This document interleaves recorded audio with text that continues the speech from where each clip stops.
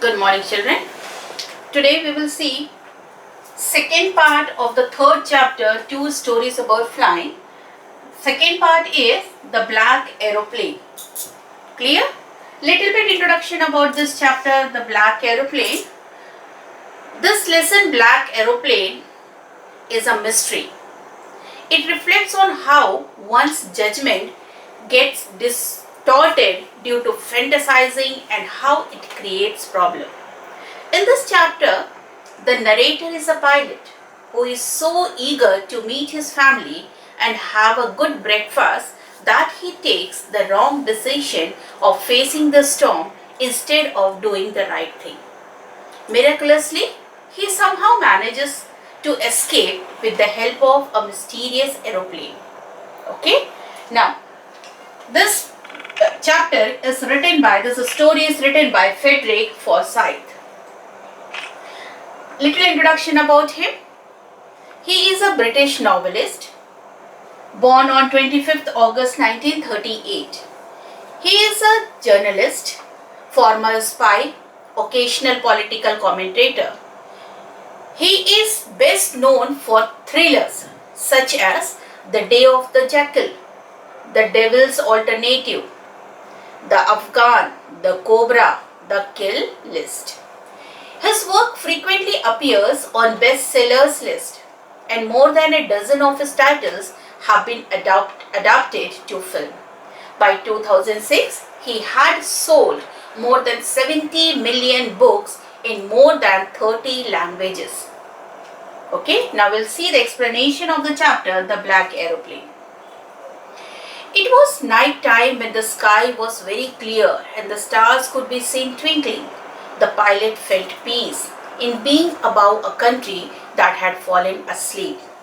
While he was flying over France to England, it was 1:30 in the morning, and he was dreaming about holidaying with his family. When the aeroplane was in France, the pilot thought of informing the Paris control personnel about his presence and for instructions. At that time, lights from the Paris city were booming at him. He informed the control agency, to which they replied with further instructions on directions.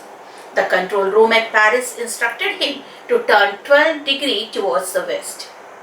After receiving the instructions, the pilot geared up and followed them while putting the last fuel tank into operation. All this time he was dreaming about his time with his family, and then he started thinking about having a satisfactory breakfast at the destination point. Destination point is his home. He was very calm and relaxed as everything was going as planned. Now the plane had crossed Paris when he started seeing clouds in the sky. The presence of cloud made him unsafe to travel by air because there were chances of a storm. They were so huge and dark that the pilot compared them with black mountains. He got scared and he knew that he couldn't pass them, as it was impossible to go above them or escape them because less amount of fuel was left in the last tank. He took right decision that he would have been to fly back Paris safely. But the pilot's decisions making was clouded by his wish to meet his family. He so desperately wanted to be with his family and have that English breakfast he had been dreaming of all day, that he took the risk of not going back. Thus, he headed the plane right into the storm. It was so dark because of the storm that nothing was visible outside the plane. He started losing control of the aeroplane. The compass and other instruments had also stopped working because of the bad weather. He became helpless. He tried calling the Paris control agency who had helped him earlier, but could not connect because of the bad weather. In the midst of nowhere, when everything failed, he saw a ray of hope when he saw another aeroplane.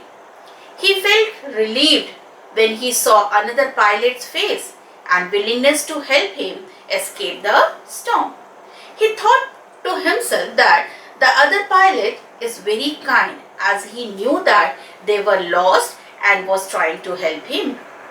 The other pilot took his plane forward of the lost aeroplane to make it easier for him to follow, and the author followed him like an obedient child. He was also panicking. He was frightened because there was very less amount of fuel left. Suddenly he saw that he started coming out of the storm and could see the runway to land his plane safely. He was very happy now. When he turned to thank the other pilot, he realized that the plane that had helped him had disappeared as soon as he came out of the storm. The author did not know where he had landed, but was not afraid of leaving his plane unattended. He headed straight into the control room to ask about the other pilot. To his extreme surprise, the lady informed him that there was no other plane in the sky except his because of the weather. He was left very surprised with a lot of questions unanswered in his mind. Now, what the question arises? Who has helped him to arrive safely without a compass and a radio? Who was the pilot in the black street aeroplane flying in the storm without light?